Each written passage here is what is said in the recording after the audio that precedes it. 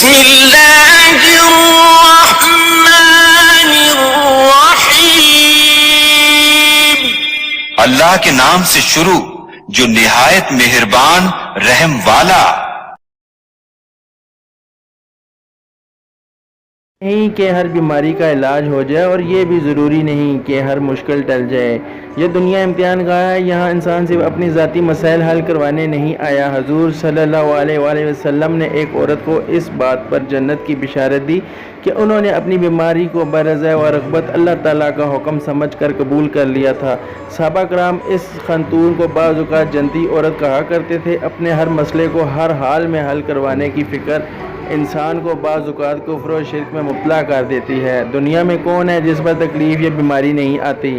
یا کون ہے جس کی ہر خواہش اس کی مرضی کے مطابق پوری ہو رہی ہے؟ خواہش یا مرضی کی جگہ دنیا نہیں جنت ہے۔ اس لیے اپنی قسمت معلوم کرنے کے لیے اور اپنی بگڑی سنوارنے کے لیے ہر در پر جھکنا اور جائز و ناجائز عمل کو گزارنا مسلمان کا نہیں مشرک کا شیوہ ہے۔ اللہ تعالیٰ پر کامل یقین اور ہر حال میں اس کی تقدیر کو خوشی سے قبول کیجیے۔ وہ مالک ہے، اس کی مرضی ہمیں جس حال میں رکھے۔ ہاں، ہم کمزور ہیں اور صحت و عافیت کے طلبگار ہیں، اس کے لیے ہمیں صرف اور صرف اللہ تعالیٰ کی طرف رجوع کرنا چاہیے اور صرف ان طریقوں کو اختیار کرنا چاہیے جو شریعت میں جائز ہیں۔ تب اللہ تعالیٰ ہماری مشکل دور فرما دے گا، اور اگر چاہے گا تو ہمیں اس حال میں سکون اور اطمینان عطا فرمائے گا۔ موت کا وقت مقرر ہے اور اٹل ہے۔ بیماری اور صحت سب قسمت میں لکھی جا چکی ہیں۔